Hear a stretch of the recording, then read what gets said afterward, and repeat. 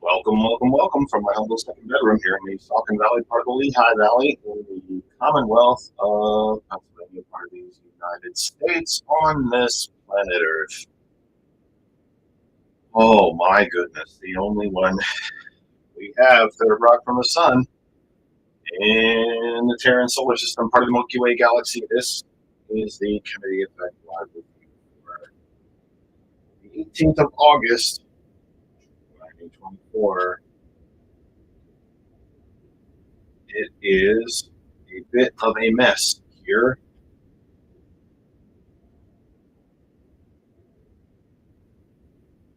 In what is a bit of a new studio.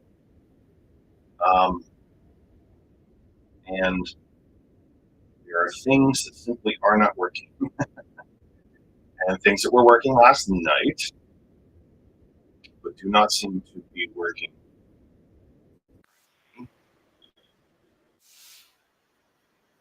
Working right or not.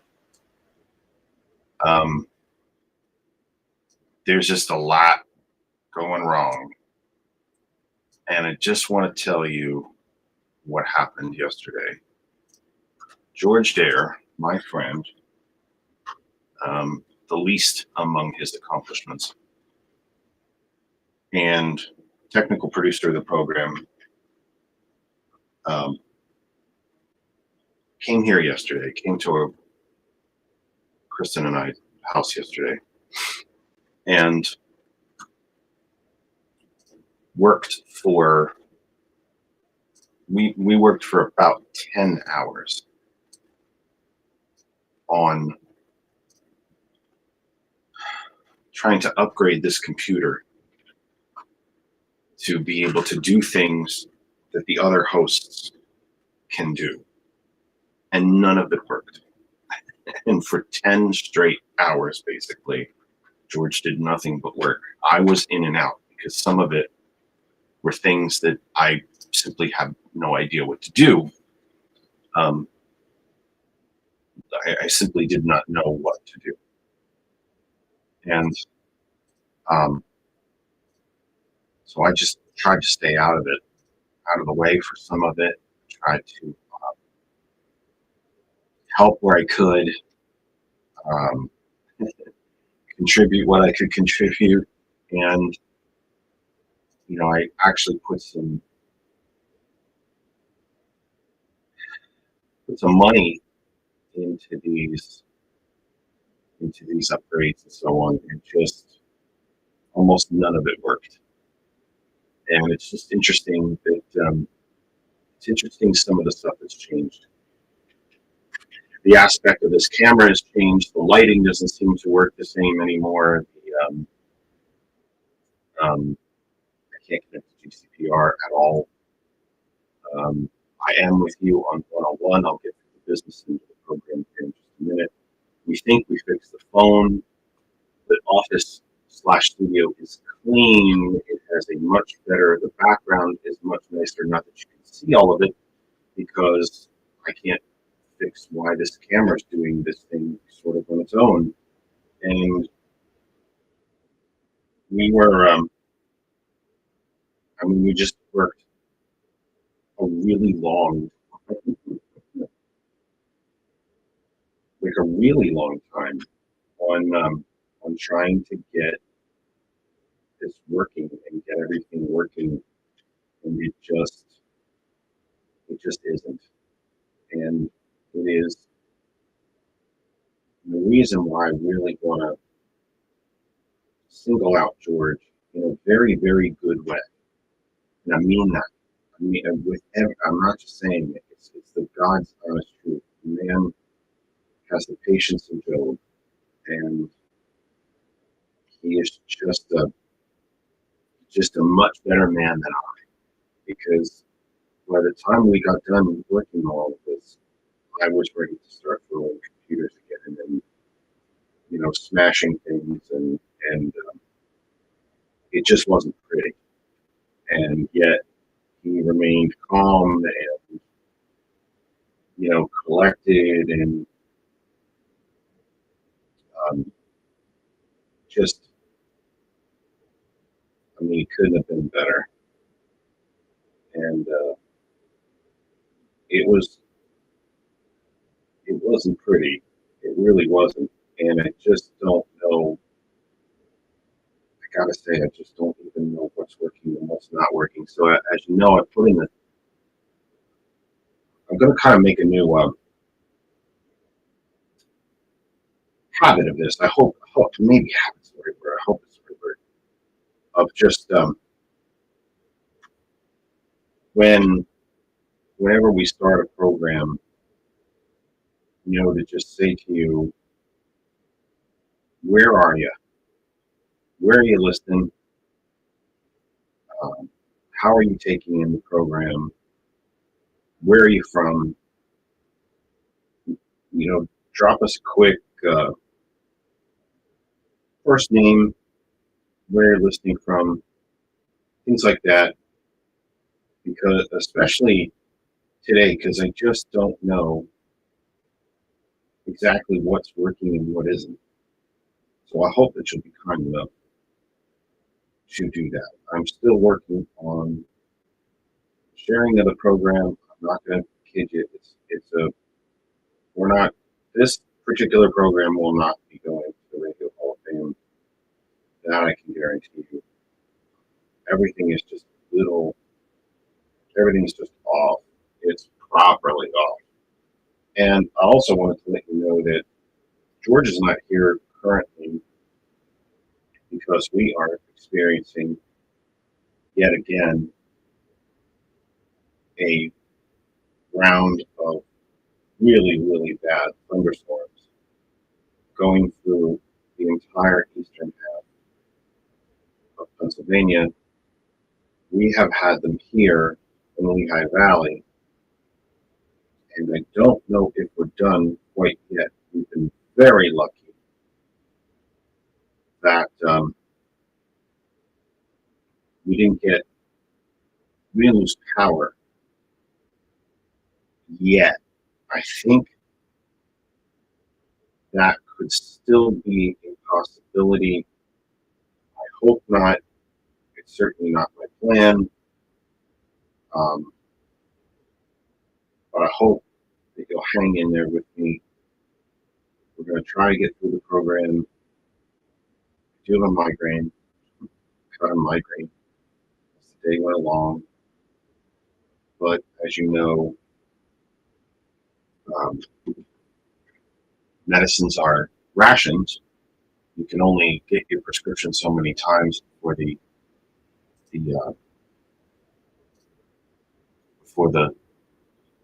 insurance company tells you can't have it anymore.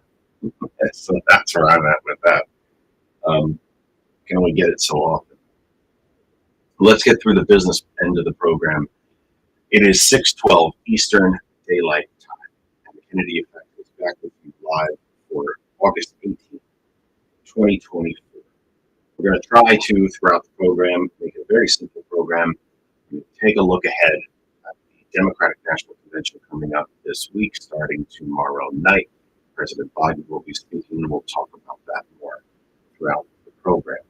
We are live right now on my personal Facebook, Jeff Kennedy. My name is right there on the screen. We are also live on our home Facebook page for all surrounding the Kennedy Effect and TKE tonight, and Hot 111 GCPR, and that is That Other Side of Information. We are live there right now. We're also live on my YouTube channel, That Other Side of Information. We are live on Twitch, Jeff R. Kennedy. We are live on my LinkedIn at Jeff Kennedy as well, and we hope that you will take us in at some point. If you should happen to miss any of tonight's program, if you are starting out with this and then you drift away, come back, I hope that you will go to our YouTube channel. That is the best place to catch up with our program. If you ever miss anything, that is by far the best place to catch up with us is YouTube, youtube.com/That Other Side of Information. All of our recorded programs are there. It's the best place to catch up with us. We are live on the radio right now. We're the originators, the founders, the cornerstones, the keystones, foundational stones of international radio, however you want to say it. One of the building materials that holds up the whole building of international internet radio, and that's hot101.net. It's the hot101.net. My name is web address, hot101.net. You can listen to literally any type of device that can connect to the internet. Desktops, laptops, your phone, your tablet. You can Bluetooth it to Bluetooth speakers, headphones, earbuds, Bluetooth it in the car. Most cars have excellent car stereos now. It used to be quite a luxury back in the day. Now they seem to be much more standard. Bluetooth it in the car. You can also use, but you don't need the website to listen. You can go to hot101.net, type it in your search engine of your choice. It will pop up, and immediately you're listening. No blood sample, no credit card, no fingerprint, none of that necessary. You're listening straight away. But you don't have to listen to the website. It's one of our apps. If you have an Apple device, go to the Apple App Store, search for hot101.net. If you have an Android device, go to the Google Play Store and search for hot101.net. If you have any other type of device, like a Kindle or Fire or anything else that might allow you to Google phones that might allow you to play audio, then please go to the Tune In Radio app, TUNAIN, TuneIn Radio app. With the search bar, type in hot101.net. You are listening immediately. The app opens and you're listening. You don't have to sign up for anything. You don't have to, again, no blood sample, no credit card, none of that stuff. You're just listening straight away. Period. Done. You're listening. What I would like to say as well, we are also on the TCP Media Group. We're live on Facebook at Ghost Talk Productions, the whole Facebook home for GCPR.live. If you miss any of tonight's program, again, we plan to be with you through the week, 8 p.m. to 9 p.m. 8 p.m. to 9 p.m. Easy for me to say. Throughout the DNC, we'll probably be kind of, I don't want to say simulcasting, but we'll play it in the background. We'll kind of comment where necessary. On Tuesday, of course, we'll talk about what happened Monday. On Wednesday, we'll talk about what happened on Tuesday, and so on and so on and so on. The DNC happens this week. The Democratic National Convention 2024 happens on starting tomorrow night, Thursday night. Our program, our weeknight program, of course, runs dead in the middle of it, so that's going to be a little hard. We'll work around it. We'll talk about what's going on there. We'll make way for the big speeches and so on, and that's how we'll handle this week. My apologies for not being with you last Wednesday and Thursday. As usual, life gets in the way. I have work at night this week, and we also had some health issues going on here at the house this week, and doesn't there always seem to be some kind of health issue? It just always feels that way. Jacoya says she's in Indiana. That's awesome. Mike is telling me that the audio is choppy and unintelligible. If it stays that way, then we will simply shut down. Again, George and I worked on this computer for 10 hours yesterday to try to upgrade it. Not just update, but upgrade. And the drive got wiped. It's dreadful. And it doesn't seem that anything is working right anymore. There might not be a program this week. Mike is now telling me that the audio is really choppy on YouTube as well. If this is how it's going to go, we can't stay with you. Of course, I have no idea what's happening. I'm all on my own tonight, so I can't check anything. Check everything.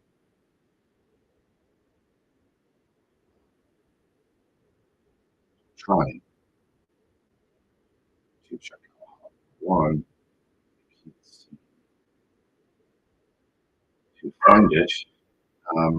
Thing about Hotwire One is they can't always just test what's happening there. We tested it last night. Everything seemed to be fine. Now tonight it doesn't seem to be working quite as well. I can't find it on my phone at the moment. So that's not a good thing. Oh, it's a night, kids. It's a night. I don't know how much longer we'll keep going. Which is what I wanted to do tonight. Oh, the one thing that we were able to do, which really stinks, is we think we fixed the phones. And it doesn't appear, I don't know if I'm going to be able to stay long enough to use them with you. And now I can't find it. I can't even listen. I can try to go to YouTube.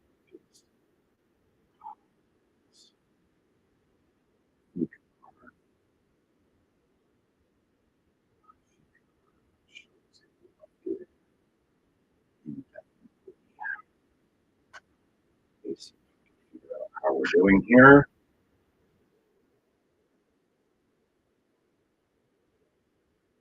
Not getting any sound at all, so I don't even know if we're on. I don't think we're on there. We can close that. Let's do what Mike suggested and try 101. See if we can figure out if that's working. Is see. Don't know how that's working. Oh, I know why I'm not getting sound. I think I know why I'm not getting sound. Let me see how that's going. See if I can hear it. I'm not sure that's going. Well, I sound okay on one here. I think I can hear on 101 or on YouTube. I mean, I'm not sure that's going. Yeah, I sound okay on one here. It's not. Mike's not wrong. It's a little garbled. I don't know. I don't know what's happening as usual. I simply do not know. What to say? We don't know what to say. Maybe we won't do that. I thought we fixed the phones. I thought we fixed all this yesterday, but apparently we might just be out for the week. Let you watch DNC because it just doesn't seem to be working correctly. Nothing seems to be working right. I don't know if I'm on 101 or not. I just don't know. I don't know. I am actually, and it sounds quite clear, so that's working. This is the frustration, and I know this is why. I'll tell you what. This is why. This is what I wanted to mention as well. This is why I know George is way better than I, because I got to the end of the night. I got to the end of the night. We got to about 9 o'clock. We started about 11. Got to about 9. George didn't leave here till I think 11 because I did. Kristen was kind enough to finally make us stop and eat something because we didn't eat it. We just we tried everything. He tried everything, and in order to upgrade this computer, I sound like I'm doing an episode of the help desk right now, which I am not qualified to do. But in order to do the upgrade on this computer, we had to wipe the existing drive, which I don't think is necessarily is a big. I don't think I'm telling you anything you didn't already know the majority of it. You have to do that. You have to clean out. You kind of have to wipe the drive out to in order that you can put a new operating system in. And we did that. We took all of these files and settings and preferences and so on and dragged them onto an external drive. Tried for hours and hours and hours and hours to upgrade this system, and it simply wouldn't take anything. One of the beauties, I think, of Apple is that it kind of tells you exactly what you need to do. It tells you, click here, load this, do this. It kind of walks you through it, and it kept telling us we couldn't do what we wanted to do unless we downloaded and installed this particular system. And it was, okay, great. That's what we were trying to do anyway. And then we would try to do that, and it wouldn't work. Well, at the end of the night, we finally gave up, and we tried to put the external drive back in and put the records in that we had shifted out that I needed to try to save, and they were all gone. We couldn't do that either. So all of these preferences, all of these settings, all of these sound settings, all of these video settings, all of this stuff is gone. It's just gone. And nothing appears to be working quite right. So I just don't know how much longer we will stay with you, because it doesn't sound, and no pun intended, it doesn't sound like anything is working correctly. So let's get straight to what I wanted to cover tonight, and then we'll try to get to 7 o'clock. Mike is kind enough to say it might be a bit rate problem. You're very well correct, Mike. It may very well be. I did not plug in the Ethernet cable for extra abilities. It was just me tonight. I don't have anybody calling in and no guests or anything. Usually the Wi-Fi is enough for me to do this. Perhaps it's not tonight. I don't know. Also, again, we're having they might have passed because it actually looks a tiny bit brighter outside. We had brutal storms here for the last couple hours. Again, George is not with us tonight because he has no power. He can't be with us tonight, which means he's hoarding his cell phone battery as much as he can, and I don't blame him. He's not expecting to get power back to possibly 7:30 Eastern time for another hour or so. So I think we might very well be done by then, because it just seems like nothing is working correctly. He and I will probably have to get together this week and do an awful lot of testing and see what we can restore on this poor old giant iMac that's in front of me. And it's only 10 years old. It's the crappy part, man. That's the crappy part. It's not that old. It really should be allowing me to do things. But anyway, let's get to it. I want to, enough technical stuff, enough of me whinging. You don't need to listen to me why these are first world problems, right? There's places around the globe where people are struggling for food and water and trying to stay alive, have no shelter. And unfortunately, too many of those places are right here in our own country. But you don't need to listen to me cry about all this stuff. It's just I apologize because it's not the kind of program that we try to put on. We try to be as professional as we possibly can, as consistent and so on as we can. And just technology's just not working with this. I know how to fix it. This would be a brand new computer, but that just isn't happening. It just is not happening. What I need is a brand new iMac from Apple, which I think is, if I try to even really cheap out on it, it's going to be $1,200, and that's not happening. So anyway, let's get to it. I want to kind of go through a little bit of what's going to be happening with DNC this week. This article is from Axios. DNC lineup, who's speaking, and what to expect. Do not know. It was posted just 9 hours ago, so it's pretty up to date. I do not know who wrote it. I do not see the author's name here. Like that, because we think we fixed the phone system. That people out. That if I had multiple guests, you would be able to hear everything. I don't know if we did that anymore. We tested that last night, but nothing else that was working last night is working now. So I have no idea. But let me just get into this. And this is really all we want to do tonight. And again, we're going to have to make a decision about what to do the rest of the week. Of course, I have to work as well. When George and I can discuss all of this, but we're going to have to figure something out. So anyway, again, this article is from Axios, 9 hours ago. You will have to forgive me. I always very much try to credit the authors of the article, but I simply do not see.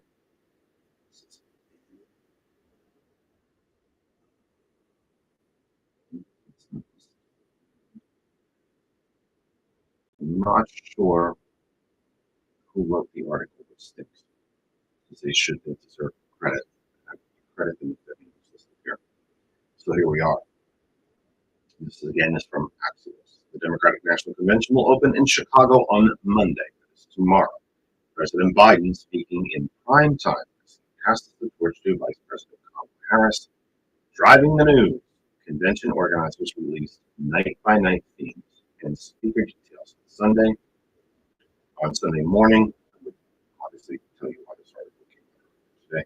One speaker who's not on the official agenda, but Axios has confirmed will take the stage Tuesday is former First Lady Michelle Obama. On Monday is For the People Night. That's the theme of the night, For the People. Biden, President Biden, and Dr. Jill Biden speak, along with former Secretary of State Hillary Clinton, and a welcome from Chicago Mayor Brandon Johnson on Tuesday. A bold vision for America's future. President Obama, the second gentleman, Doug Emhoff, is the husband of Kamala Harris, and a welcome from Illinois Governor J.B. Pritzker. Mr. Pritzker, if you don't know him, is a really interesting figure. He is a very wealthy man, very similar to Governor Phil Murphy of New Jersey. Mr. Pritzker is a very, very wealthy man, and he ran for Illinois. The governor of Illinois won, obviously, because he's the governor. Breaking news on that one there, but I wasn't so smart to say it that way. But he has pushed about as progressive an agenda as you can in this country. He has fought for weapons protections. He's expanded the social safety net. He has, all of that kind of thing. He's raised taxes on the rich and on big corporations to business in Illinois. And to pay for these things, giving relief to the lower and middle class, exactly what FDR did, exactly what Truman tried to do, exactly what Lyndon Johnson tried to do, exactly what President Kennedy tried to fix before he was murdered. Um, Republicans and so-called conservatives, and can we just again take a step back and be very, very clear that there are no real Republicans left. There are no real conservatives left. The Republican Party is not a functioning political party. It has no plan, it has no leadership, it has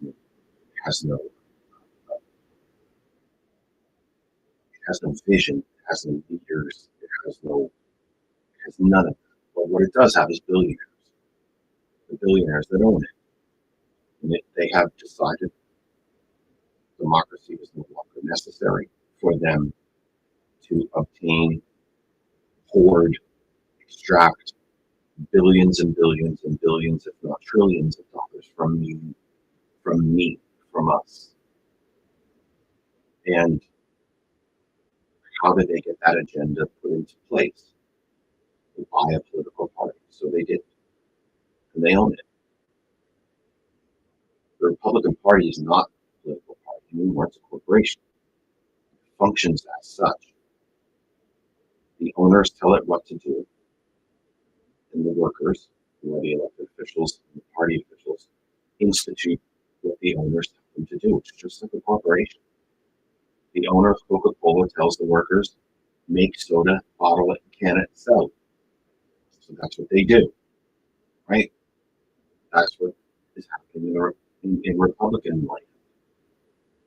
The owners, the billionaire class, own the party structure and therefore order the elected officials and party officials, tell them what to do. And what they've told them to do is, by any means necessary, make sure all the money's ours. They want no regulation, they want no taxes, they want no government, except the parts of the government that are profitable, like the Department of Defense. The rest of it, they want nothing to do with. They don't want government. They don't want democracy. Small d democracy. Not just Democrats, not just the Democratic Party. They just don't want democracy because they decided they don't need it. It was cheaper to buy a political party, so they did. And by the way, they bought the only one they could buy. Couldn't buy ours. Certainly couldn't buy all of it. Couldn't buy enough of it to control it. So Tuesday, so Mr. Pritzker is an extremely wealthy man. He's part of that class, but hasn't been bought. He knows the simple fact that when we all do better, we all better. And he's raised taxes on himself. So did Governor Phil Murphy in New Jersey.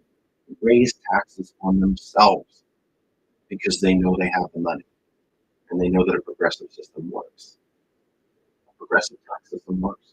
It was fought for and originally conceived of by Jefferson and Madison themselves.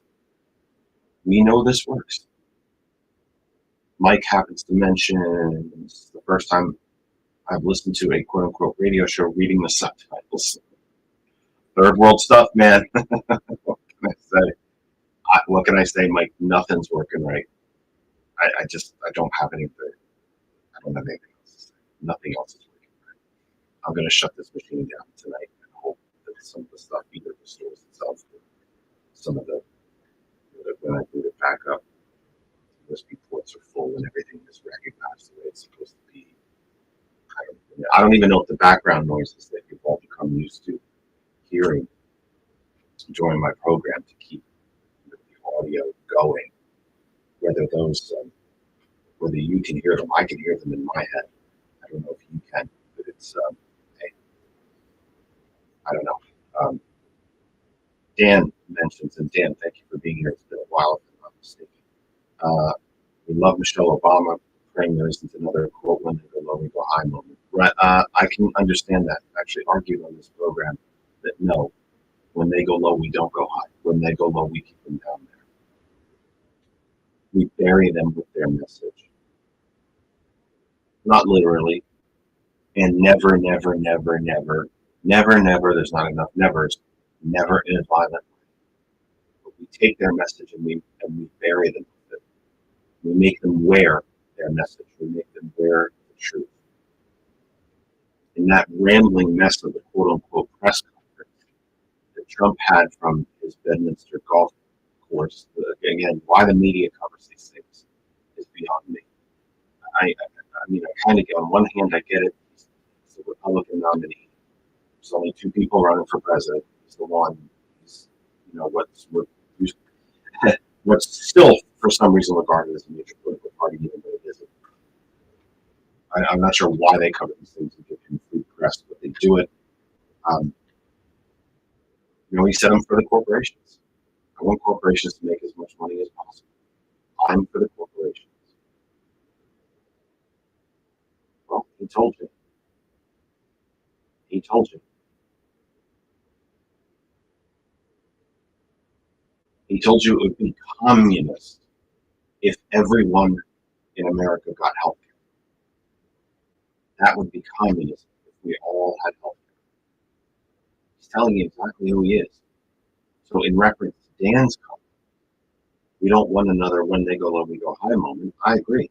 You take those words, you make him choke on it. You make him wear it. You make him own it. He has to own those comments. He has to wear them. He has to own them. He has to be held accountable for them. They have to constantly be used against him because they came straight out of his face. Because at the end of the day, that's how he feels. Remember going back to 2015 when Trump was talking about birthers and birth certificates and what a real citizen is and all of this, and when he was still flirting with the idea of running for president, which he had flirted with, by the way, going back to the 80s. And when he did a sit-down interview and was asked, what party would you run under? Because he had a foot in both pools. Like most rich people, he donated to both parties. He donated to candidates, sometimes both candidates in the same race. And he had actually always been a very socially liberal person in New York City. He came out and supported gay marriage. He was never anti-abortion until he became a Republican. He had always held to the idea that your private life is, in fact, your private life. Who cares? If you're not breaking the law and you're not hurting anybody, then who cares? So Dan's right. They're going to say these things. We need to make them wear it. Let's return to and Mr. Pritzker being a rich guy. Like I said, he's part of the billionaire class, and yet still came to the realization, like Governor Murphy did, he's a billionaire in his own right. Or damn close, if I'm not mistaken. When we all do better, we all do better. Seems very simple. There is an occasional billionaire class person who gets the message. Wednesday night at the DNC will be quote unquote a fight for our freedoms presidential nominee. Tim Walz delivers his acceptance speech, preceded by former President Clinton, Speaker Emerita Nancy Pelosi, and Transportation Secretary Pete Buttigieg, who has, I think, in my mind, transformed himself a little bit. When he originally ran for president in 2020, he was very careful. I think he was a very careful kind of guy. He tried to stay very, very middle of the road. Wasn't too progressive, wasn't too conservative, tried to please everybody, and so on. I think Pete's become a little more, I should say Secretary Buttigieg. I shouldn't say Pete like I know him, because they don't. But Pete's just one of those names, right? It's just very familiar. It's one syllable, it's very quick, it just makes you feel very familiar. He's become more aggressive, and not aggressive in a mean or violent way, but he's become more aggressive in defending his own positions, the positions of the party, the positions of the administration. He goes on Fox and shoves it straight back at him. Always said he would go because he knows they told the Fox folks live in an interview when they asked him, why do you come? He said, because you, and told them straight out, because it's the only way they're ever going to hear my point of view, because you won't tell it to them. Because you simply don't tell the truth. So somebody has to come here and tell them the truth. And as long as you'll have me, I'll keep doing it. And I think he's right. And I don't think that's something that he would have done in 2020. I really don't. I think he's grown. I think he's become a bit more. Now, on the right, they like to say you become quote unquote To be honest, I think on the left we use that word a bit too much as well. No, I don't think he's become radicalized. I think he's become realistic. That would be my humble opinion.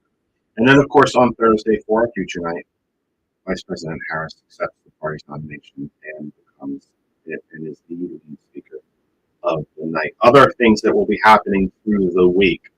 Other speakers include Senate Majority Leader Chuck Schumer, House Democratic Leader Hakeem Jeffries, former President Carter's grandson, Jason Carter, is expected to speak on behalf of his grandfather, who has said he hopes to stay alive long enough to vote for Harris. History sometimes can be very interesting. We can usher a person out of office. We can usher a CEO out of the boardroom. We can watch businesses open, close. We watch lakes run dry and fill, rivers run dry. We build new roads. We build buildings. We tear buildings down. Things are always changing. History is a very interesting thing. We can go to a certain city block in Manhattan and say, boy, the beautiful old Art Deco building used to be here, and now it's this gleaming, shining skyscraper. We can be on a road and say, I can remember when this road used to be here. History is in a small way fluid. History doesn't change, right? If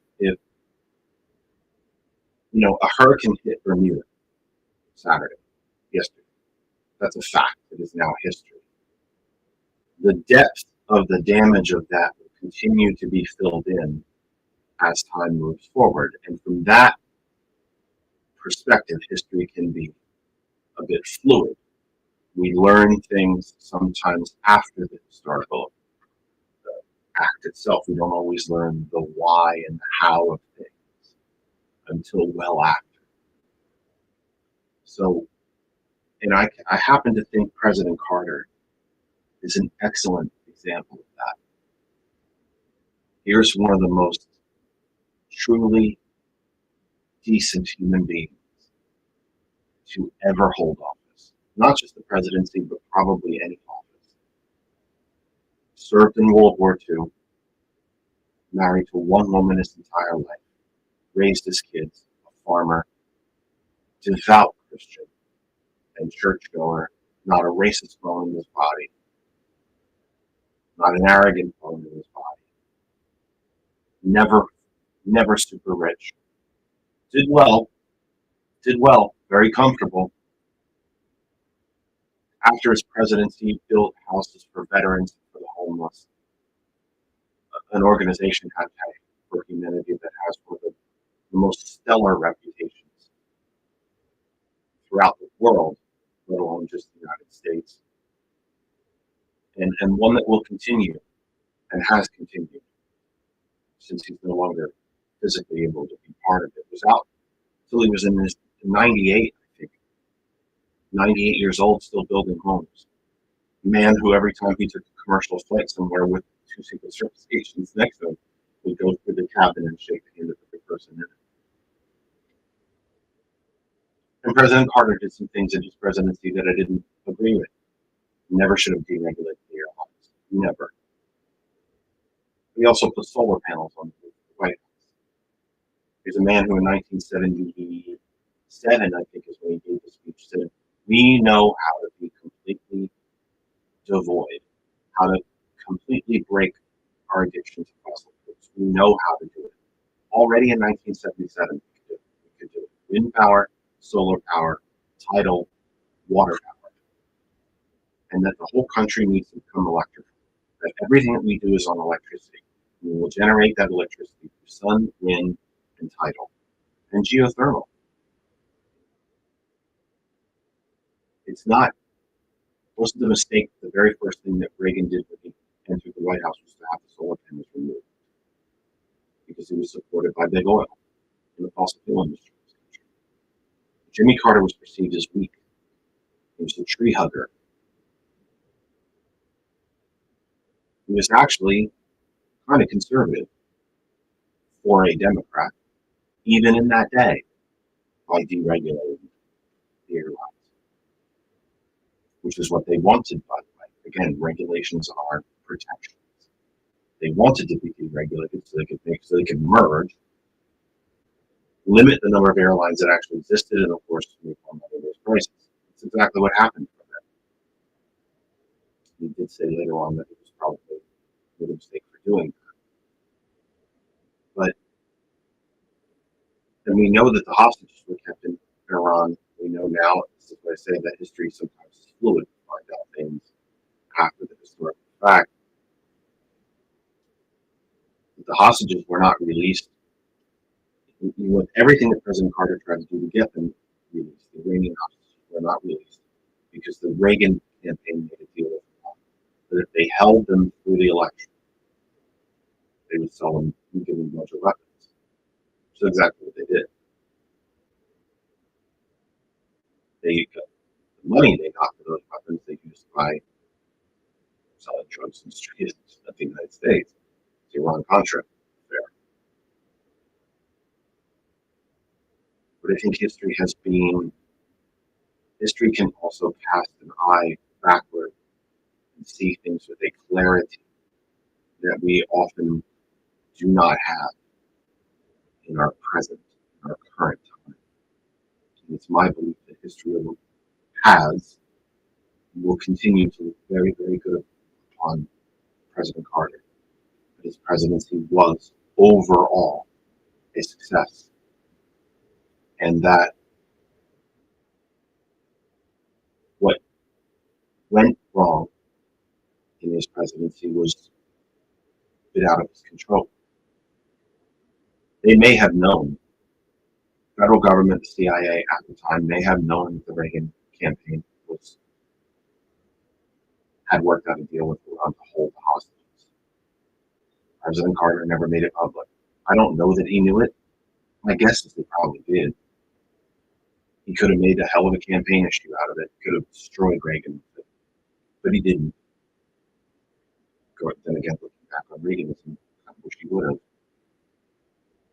But he didn't. He didn't leave the White House bitter.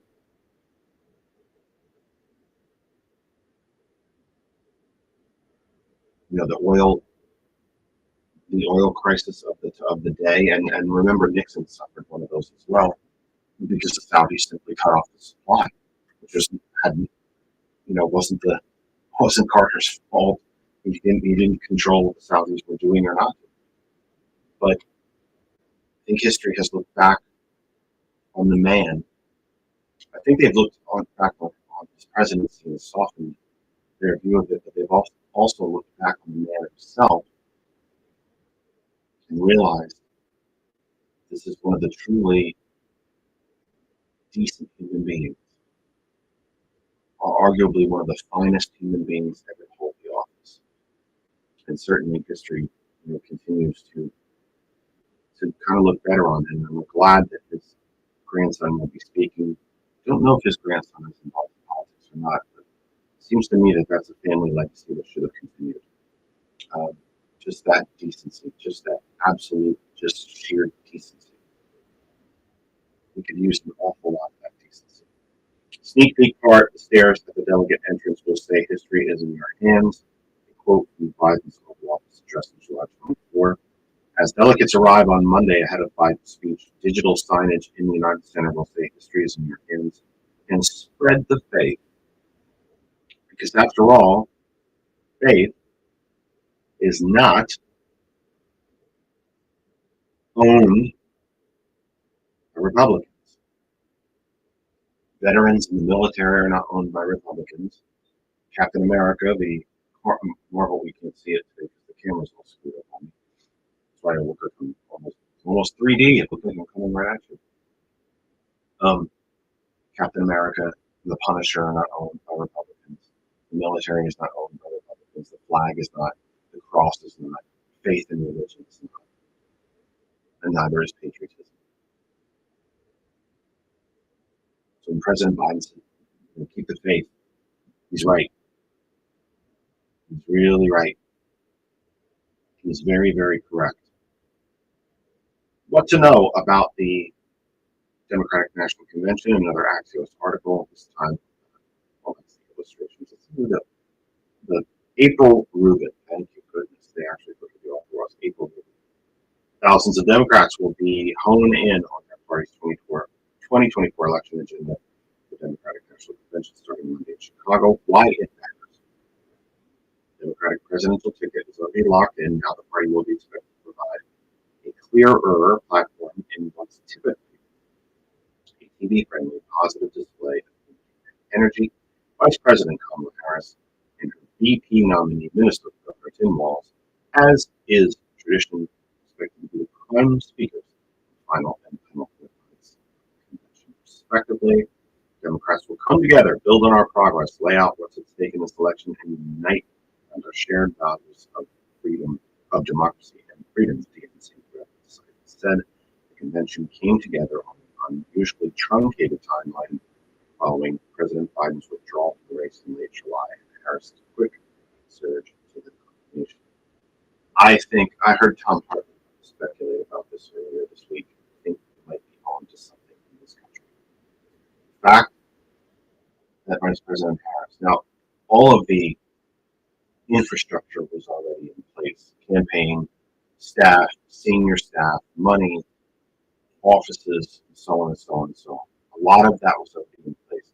It has been dramatically expanded since the VP became the nominee, but a lot of it was already in place. But are we learning something in this country that we do not have to constantly be in campaign? VP Harris became the nominee about 100 days. Well, she became the nominee pretty much on July 24th. So less than a month ago. She became the nominee with about 110 days, I think, left until Election Day. I have talked about on this program that we don't just need campaign finance reform in the United States, we need campaign reform. And that includes that we should not constantly be in campaign.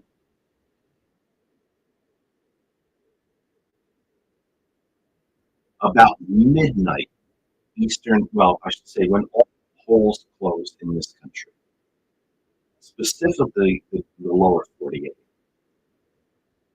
about an hour after, maybe 2 hours if we're really lucky, if it's a very close election and we're just so focused in on the numbers of the night. But usually within an hour to 2 hours of when the polls close and a victor is declared by the media, the speculation begins on who is going to run 4 years from now. And it's good for the media. It's clickbait. It gets people to watch. But these are not discussions we should be having. We do not need to be in a constant campaign mode in this country.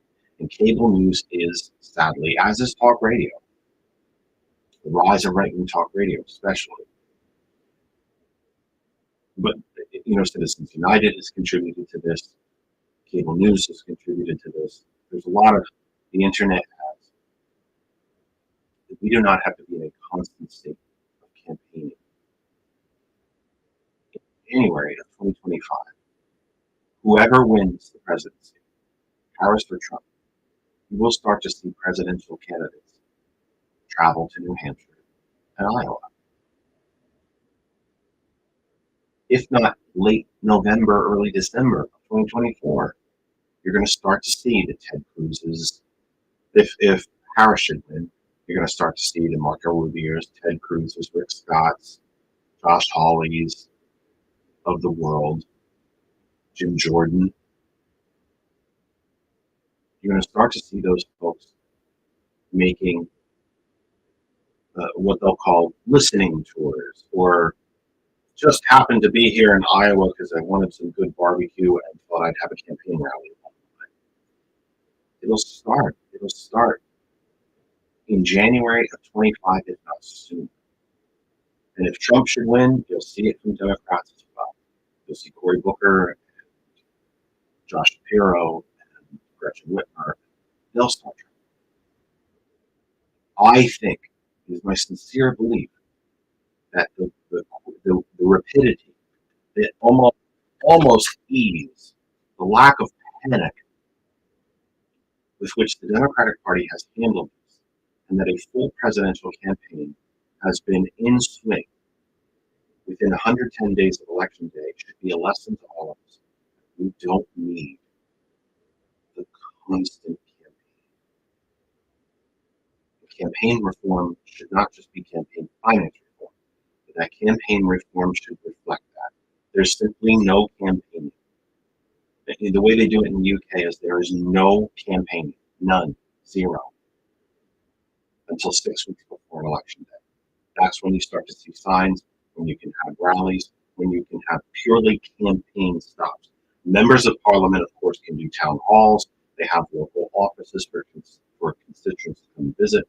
We do all of that in the interim. Their official business as members of Parliament, but the campaign cannot begin until 6 weeks before the election. We could learn a lot from that. It would actually help check the power of the billionaires if these campaigns were short. If the time frames, it also means you didn't need to spend as much money. The TV airwaves are also required to be open to politicians in the UK, I believe, for nothing, for free. It takes the influence of money out. Dan mentions, oh yeah, well, I don't block my face. Okay, it's even better, Dan. These big block my face. It is my belief that Trump sees on the historical and long-term disdain that most conservatives, as well as white male moderate Democrats, have toward minorities, women, and immigrants, and both at the top. He did not create racism, but he certainly made it open. He brought it out into the open, made the racists feel comfortable. Correct. I'll give you that.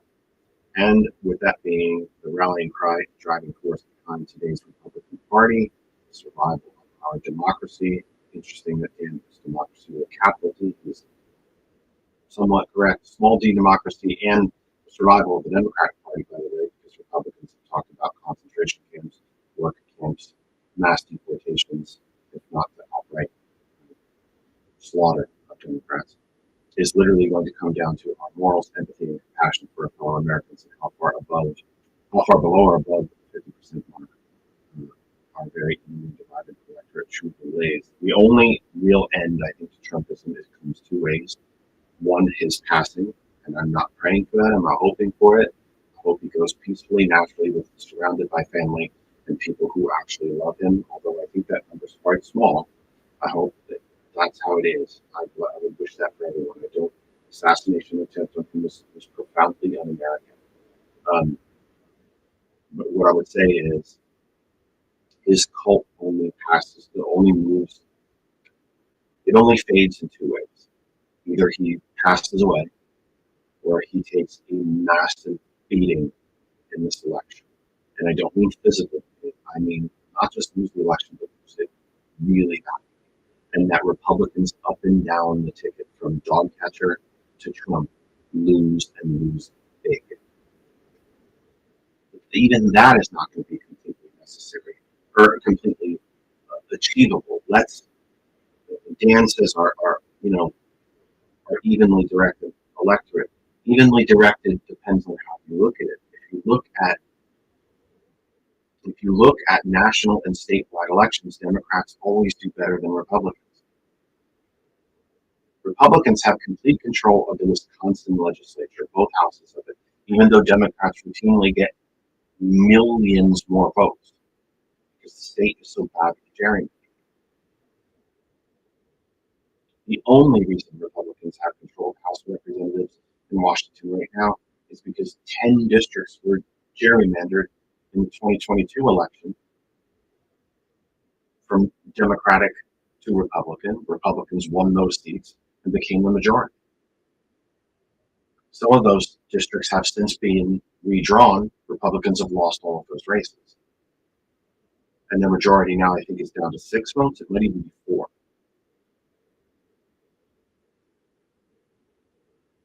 There was a very interesting map that I saw on Facebook, and I did share it on That Other Side of Information, our Facebook page. I hope you saw it. It's something that I had never considered. We look at a red-blue map by county of the United States, and you see that it's overwhelmingly red. And then I saw another map that put those red and blue dots where the population actually lives. You have counties out west that only have a few thousand people in them. There's counties out west besides the state of Rhode Island that only have 1,000 people in them, some less. But they're a red county, and you see this giant swath of red. If you actually put red and blue dots on a map of the lower 48, where people actually live, it's a blue country. I don't know that we're all as evenly divided as we think we are. We're sure as hell not as evenly divided as the media would tell us that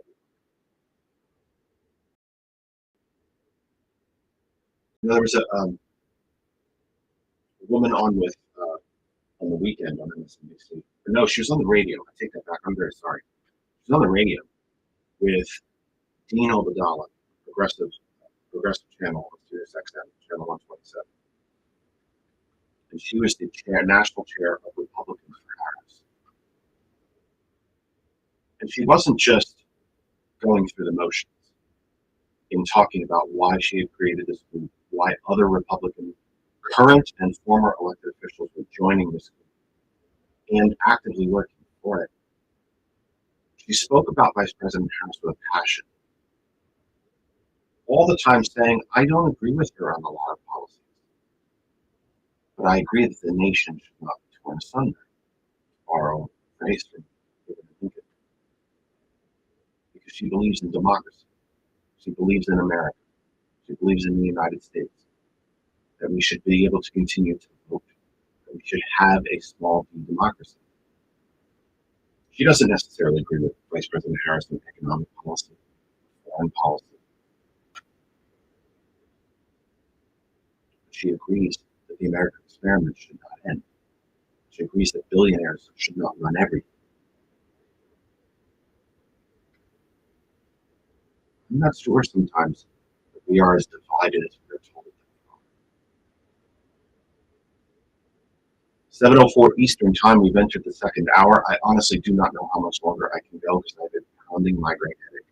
I cannot stare at the screen for much longer. Sound is not working. Camera's not working right. We're not even live on GCPR because that's not working right. Nothing's working right. So don't know how much longer I can sit with you. Again, first world problems. Nobody needs to lose any sleep over me. I'm not asking you to. If you all want to spend a few $100, I'll buy a new computer. So that's probably the only way it's going to happen. But I'm not serious about that. You have bills to pay. I'm not begging for money or to do that. I'm trying to be a little flippant in my wording and just say, if you want to plop a brand new iMac on my desk, well, the problems will go away. It's the truth. It will all go away. And I'm going to have to start shopping probably, but I don't know when that's going to happen. That just is not the budget. I think that's probably the only way any of this is going to get fixed. All that said, we're into our second hour. It's 7:05. We are live on Facebook right now. My Facebook, Jeff Kennedy. Also our Facebook page, group page for everything that surrounds the program, That Other Side of Information. We are live on Ghost Claw Productions website, or Facebook page right now. Ghost Claw Productions, the Facebook page is everything that surrounds the radio station that I am proud to be a partner with Thomas McCormick, Thomas the Villain, Sergeant Mac, host of the Villain's View, which is coming up at 9 p.m. tonight, by the way. Proud to be his partner and even more humbled and proud to be his friend. GCPR, you can find us on Facebook, Ghost Claw Productions Radio. We are live right now on my Twitch, Jeff R. Kennedy. We are live on LinkedIn, Jeff Kennedy as well. We're live on our YouTube channel, That Other Side of Information. It's all a brain crack right there. Completely forgot the name of my own YouTube channel. We are live on our YouTube channel, That Other Side of Information as well. And that, by the way, continues to be the best place to catch up on the program if you ever miss anything. YouTube.com/That Other Side of Information. We are live, of course, on the radio station that gave us our chance, that ever gave us a chance to come to you around the globe, and that is hot101.net. Our name is the web address. You can connect to the internet anywhere, below, on, or above Earth. Listen to any type of device. Any type of device. If you can connect, you can listen. Desktops, laptops, tablets, phones, Bluetooth it to speakers, headphones, earbuds, Bluetooth it in the car, Bluetooth it to a speaker while you're in the shower. Everybody always sings better in the shower than in the car. Our name is our web address, but you don't need that. Apple App Store for our Apple app, Google Play Store for Android app, and the TuneIn Radio app as well. With the search bar, type in .net. Of course, you can tell play .net. We're live with the TCP on Facebook as well. We are live around the globe, heard in such countries as Romania, Spain, Italy, Great Britain, Australia, throughout the African continent, throughout the South American continent. Between GCPR and Hot Water One, I'm proud and humbled to be with you. A couple more comments. Now, again, coming up for the week, we're scheduled to be with you from 8 to 9 p.m. Monday through Thursday. If none of this is working, I simply do not see how that we can do that. We might just walk away for the week and let you enjoy the DNC. I'd love to break it all down with you, but it happens every single night. It's quite hard to break it down in real time. I'll have to wait for George to get his power back, and maybe each night this week, instead of being on the air, we will get to work on some of this and try and figure out why things aren't sounding right. Why I can't talk about this thing. Christina, thank you for being here. Christina, very nice of you. I know Christina and I are friends on Facebook. I don't know how long you've been tuning into the program, but it's nice. If you're here for the first time, welcome, welcome, welcome. If you have been here repeatedly earlier, and I'm just blanking and not remembering, nice to have you commenting and taking part in the conversation. You can continue to comment. I don't think I can take phone calls. Either long enough to take phone calls. But your comments drive this program. If you want to talk about something, throw it in the chat. Let's continue to talk about it. Christina says, problem is in these rural areas where Democrats are outnumbered, the Democratic candidate is to win in a Republican majority. They campaign for years, get their name out there, get personal, and get close with voters continually in order to overcome the majority and win. Yet, what we didn't lose these areas overnight either. Republican, the thing that you have to admire about the Republican billionaire class is that they didn't go in and spend $1 billion to try to win the 2 Senate races in California, because it's massively expensive to do that.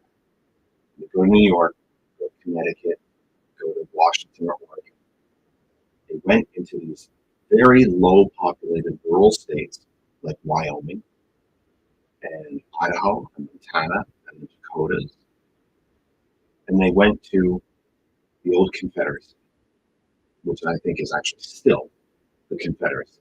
They went to the poor and poorly educated southern states and bought them because it was cheaper. They used business acumen to buy a political party and hence buy government. But we didn't lose these areas overnight. The Midwest, especially following the Republican Great Depression and the way the Roosevelt administration saved those people. They saved their farms from the Dust Bowl. They saved them from losing their farms with government support. These were blue areas. These were solidly blue Democratic areas for decades. And, I've also heard, all the Democrats took them for granted. Maybe. I don't know that I buy all that, but maybe. But we didn't lose them overnight, is my big point. And we're not going to gain them back overnight. But again, I maintain that we are not as divided as we think we are. Now, the hardcore MAGA base, they're either going to fade away when Trump passes away, or they won't fade away until they themselves pass away. And I know that's not a very popular thing to say. It's just true. They may take these deep-held beliefs, if you want to call them that, because beliefs almost makes them sound legit, until they take them to their grave. But we did not lose, and in fact, I don't know what I was doing. Even if we As Christina says, if we work on this over decades, if we were, because I've done it right here in my own house complex. I'm a staunch Republican. I don't know, there's no Democrat. Okay, let's talk about it. Do you think the rich should pay more taxes? Do you think the federal tax burden is unduly on you? Yeah, absolutely. They have all the money. Okay, well, there's one thing we agree on straight away. Do you want public schools to function? Yeah, my kid goes there. Okay, well, there's two things we agree on. Do you think you should go bankrupt trying to see a doctor? No, it's a right. Okay. And you start to tick through these issues, and they end up agreeing with you. There's much more that binds us. And I don't mean that to sound overly rosy and overly optimistic, because I'm never optimistic. I'm a terrible pessimist. I knew all this computer shit was going to blow up. And George kept saying, nope, we got this, work. And even right to the end of the night, George said, we got this, we're gonna get this, we're gonna get it. And I'm like, it's all, none of it's working. How are you saying we're gonna get it? Because he's an eternal optimist. He has almost no temper, and he's an eternal optimist. I am not an eternal optimist. I'm not. I'm much more pessimistic about damn near everything than I ever am optimistic. The one thing I am optimistic about, because I know I've seen it, because my experience tells it to me, is that we do agree on more than we don't.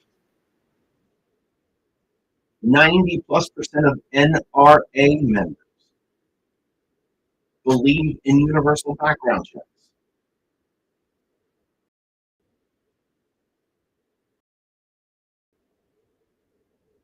The number of self-identified Republicans is approaching 50% that actually believes in Medicare for all.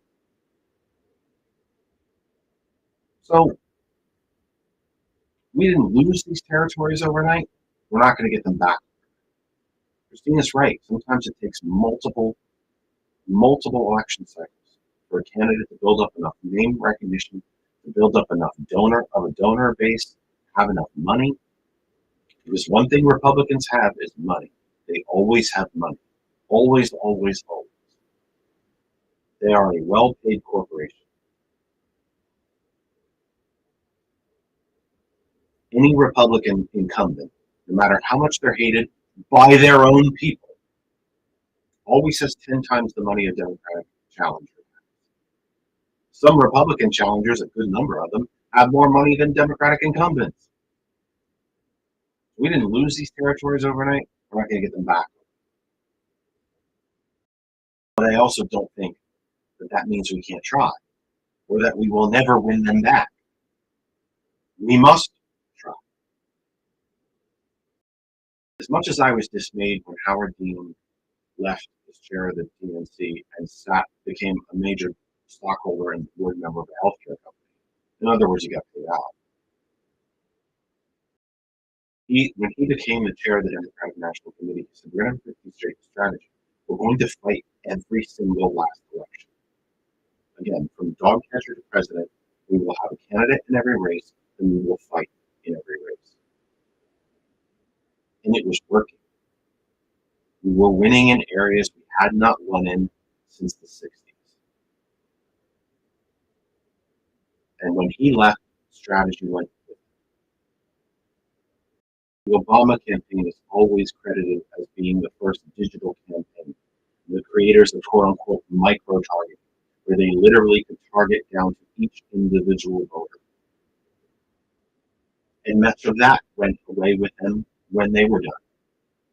Why are we so stupid sometimes as a party not to continue these things? We should still have a 50-state strategy, because these folks believe what we believe.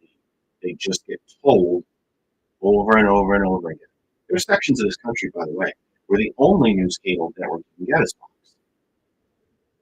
There are vast sections of this country where there is no progressive radio available to you whatsoever. They can make it accurate. The internet, you can find it. Satellite radio is always available. Satellite radio is not super cheap, by the way. I happen to pay for it every damn day. But it's not cheap. There are vast areas of this country where there is nothing on talk radio but political right-wing radio. We did not lose these territories overnight. We'll have to come back overnight. That means that does not mean that we cannot try. And by the way, I think true campaign reform, shorter campaigns, less expensive campaigns, benefit us. Where? Dan, white male conservatives being the main, but certainly not opponents of gerrymandering. Their days of holding power, using gerrymandering as a way for the aging out white males to hold on to power. You got it. That's one way. That's one way. But it's also it's using, again, Republicans are really good at using levers of power when they aim. I can remember when Tom DeLay, a Republican from the late 90s, congressman from a U.S. House representative member from Texas, he eventually ended up going to jail for corruption, by the way, became Speaker of the House, and was really gaining power. And as Republicans, because he did this in Texas, and then he then began to export this around the country. The Constitution says that there'll be a census every 10 years, and that from that census, we have what we call reapportionment, where the congressional boundaries are redrawn every 10 years, and your state legislative boundaries are redrawn every 10 years based on that census. Well, DeLay was the one that said, we don't need to make this census. We're going to redraw them right now. We're going to pass a law in these legislatures to draw new boundaries right now. And we're going to draw them the way we want because we're the Republicans and we're in charge.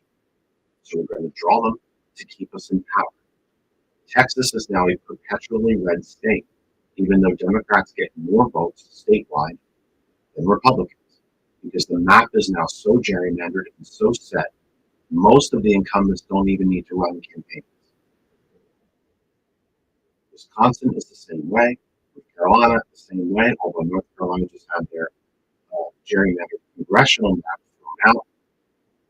New York had a gerrymandered congressional map thrown out. It was a Democratic gerrymandered map. It swung back the other way. The Republicans gerrymandered a map, and they finally have come back to reach an equilibrium. But they redrew the maps 3 times in a decade. And yet Republicans will tell you they're the constitutionalists, even when Trump said we should suspend it, get rid of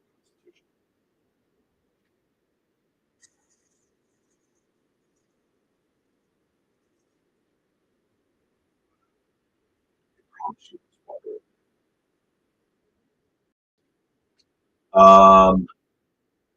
Dan, I think it's a question.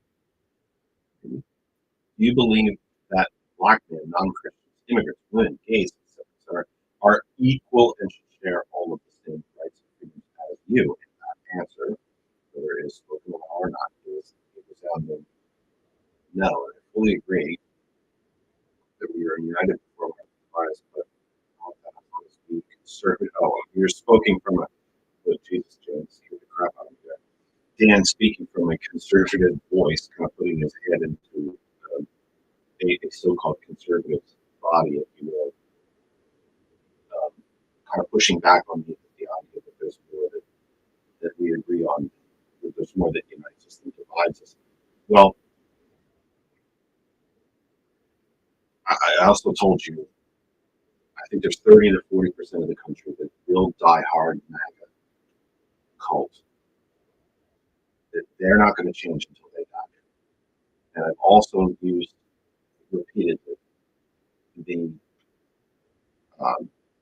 analogy, if you will, of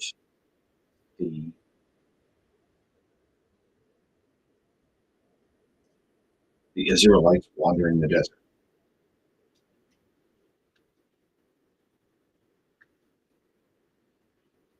Moses goes up the mountain to receive the commandments.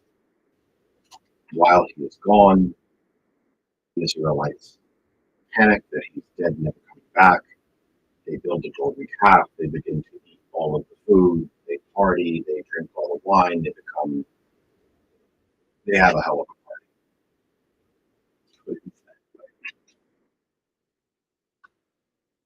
as punishment for this, God commands Moses to go down to the mountain. He takes the tablets with him, and Moses tells the people, "You're not worthy of these commandments," and breaks the tablets. And God's judgment is that those people that were involved in that, they now must wander the desert for 40 years until all of them die, and only then will they be allowed to pass into the promised land. This MAGA cult is very much the same. Some of these folks simply going to have to pass on because they're never changing their points of view. Trump has made anger, he has made rudeness, he has made violence, he has made racism, he has further empowered the white Christian nationalists. He has helped create corporate Christianity. And some of that just is not going to go away until he's gone and they pass on. So from that standpoint, I think Dan's right. I also continue to believe that if we tick off, if that section of the population that is not that yet far gone, we can reach them and have those conversations. And again, have them right here in my own neighborhood. And if we go through healthcare, education, taxes, foreign policy, especially things like Ukraine, we do agree on more. And sometimes we disagree in the good old-fashioned ways. I agree with you, we need to improve education, but I think this is how we should do it. And they don't always talk about charters and for-profit education. You can't, there are some self-identified Republicans out there who say, I want the public schools in this district to be the best in the country. I just don't think you always throw money at it. I think there's other ways we can do it. Well, that's awesome. We can have that discussion. That's a substantive policy discussion that we can have. Self-identified Republicans, a majority of them in national polls, support public education.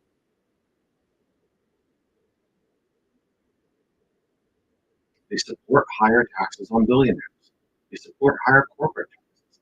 They support higher taxes on stock trades, capital gains.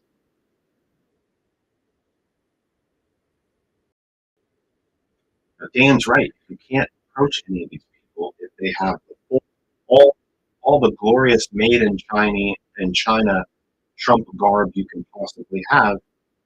Probably not having that discussion. You don't have an open door for that discussion. But the ones who are not head to toe in Trump gear, talk to them. And we don't have to. And simply because we have a conversation doesn't mean that they must agree with us or they can't be. The discussion alone is the start. They might agree with us, they might not. They might agree with us about the end point, the end result that we want to take, but we have a different idea on how to get there. And I still think there's more people than that. More people than we know. More people than we are told that feel the same way. It's better clickbait. It's better, I won't say better ratings, but it's better. It is better ratings. I guess it's better clickbait if we're told constantly that we're just right on the verge of a second civil war. And I've sat here and told you that I thought we were on the verge of a second civil war. I actually think this change in Democratic nominee the near $300 million now that they've raised, the 200,000 plus volunteers, Republicans for Harris, veterans for Harris, VoteVets.org officially endorsing her and saying they don't agree with her on everything, but still saying we believe in democracy. I think you're seeing a change, and I hope it's a permanent one, but I think you're seeing a change. Dan saying hi to Randall that he's on a soapbox. Yeah, you are, and we're glad for it. We're a better program for it. I'm not here to lecture anybody. I'm sure as hell not a professor. Randall mentions we're going to just go till 7:30. That's going to get into that. It will be the Harris Walz ticket that will bring back big D Democratic Gen Z and black males to our Big Tent and independents to vote on November 5th for our ticket. I think Randall's right. And I think you're seeing that in polls. Of the 7 battleground states, there are only now 3 where she is trailing, and it's within the margin of error. She leads in 7 battlegrounds. No, that was a poll that had kind of included more states than just the 7 battlegrounds. It might have been like a list. Regardless, I think she was ahead in 6. They were even in 1, and she was ahead in 6, even in 1, and behind in only 3. And 3 she was behind it was in the margin of error. Sadly, one of the states that she continues to be behind is Pennsylvania, which just goes to prove my point that we're the northernmost Confederate state. And it didn't used to be that sad. But anyway, 7:28. I think we're going to wrap up because so much of this is just not working. Mike continues to read the closed caption because the sound is so terrible. Apparently, the YouTube sound is terrible. I have no idea what we sound like on Twitch or how the LinkedIn is going. Nothing's working. So nothing's working right. And I feel so bad because George worked his guts out last night. He just kept trying and plugging and we'll try this and I'll try this and I'll try this and I'll try this. Just nothing worked. And I felt so bad because all I did was get more and more pissed off. And all I wanted to do was smash this computer. And he just stayed so patient. He's the kindest man. He's just the kindest man. I don't know why God blessed me with such a good friend, but I'm so honored that he did. Anyway, I think that's about going to do it for us at 7:30. I know it's a very short program. My apologies to you. My apologies for all the terrible tech problems. I'll tell you what, the lighting doesn't appear on the computer to be the same. And I think I saw on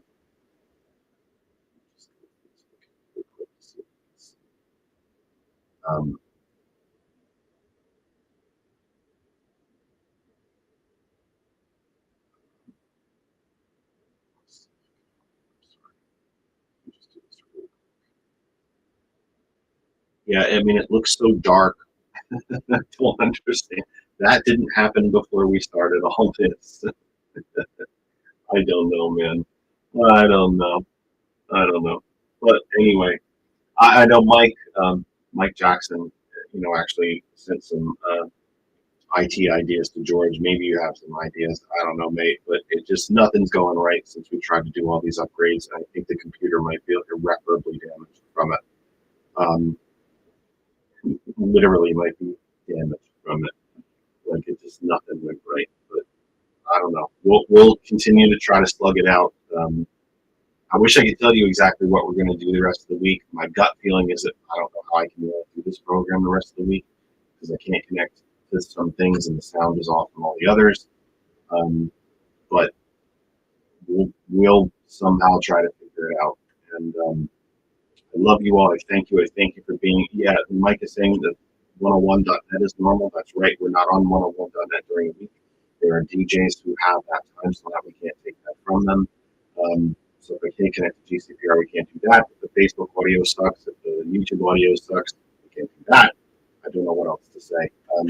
George and I are just going to have to reconvene here over the internet here and see what we can get fixed and do some testing and see what we can fix. I will please keep an eye on our Facebook page. That other side of information. That's probably where I will have to put out to you the whether we're going to be on the rest of the week or not. Because honestly, I don't. As I said, I don't know what the sense is of coming here to talk to you if nothing's working. So I will keep the faith. George and I will continue to work on it. Hopefully everything will keep going. Everything will get fixed. I can't say. It's frustrating though. I'll tell you that. It's really, really frustrating.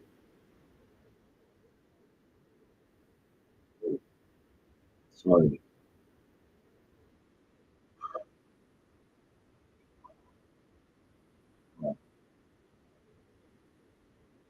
That's quite a way of pain going right through my head. I'm very sorry about that.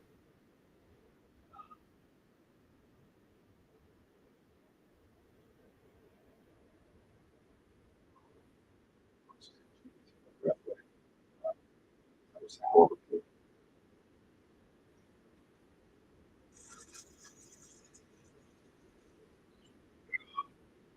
I just got a hell of a way of pain. Wow. Right through my skull. Anyway, to Randall, to Mike, and everybody that asked me to continue to broadcast here, please know that I'm eternally grateful. And I'm really very humbled by it. Genuinely humbled by it. I'm not smart. I'm not a professor. I'm not a political scientist. I'm not a nuclear physicist. I'm not a quantum computer person. I'm not any of these exceptionally, super bright folks. I'm just a guy who's here to talk to you. And nothing's working tonight, and my head is really, really yelling. I will please keep. I'll put announcements on. Well, I should do a TikTok video on that. It's another way to talk to you. But Mike says, "Let George know I'll volunteer for tech support." Thank you, Mike. That means a lot. It really does.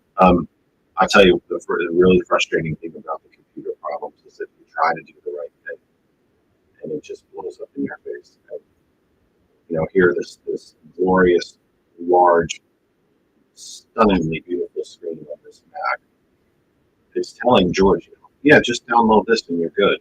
And then it would say, oh, but you can't download that. This doesn't work. Oh, well, try this. It walked us through what to do, and just nothing worked. It's unbelievable. But that's nice of you, Mike. And careful what you wish for, sir. Careful what you wish for.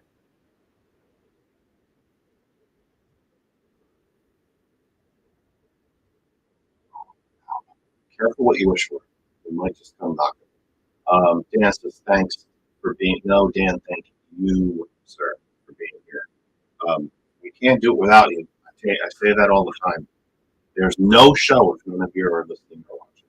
There's no show, none whatsoever.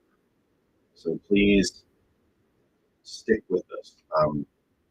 George and I tried to do something to make this all better, and it blew up in our faces. So we are kind of screwed for a little while, I think. But anyway, please keep up with our Facebook page. That other side of information. Our home group Facebook page. I will keep putting announcements there. Maybe even some TikTok videos as to what we're going to be doing during the week. I just I'm too much of a perfectionist to come here and to slug through this when it's not working right. Like, I'm very honored that Mike is following the program by just reading the subtitles, but that's not the kind of program I want to put on. And it's not what we're used to. I mean, gee whiz, even last week it wasn't this bad. We tried to make it better, and all we did was make it worse. So my own standards are not being met here, and that's part of the problem. So also that my head is going to this. So thank you all for hanging in there. Please, our Facebook group, that other side of information, pay attention there. Let me, I will let you know what we're going to do for the week. And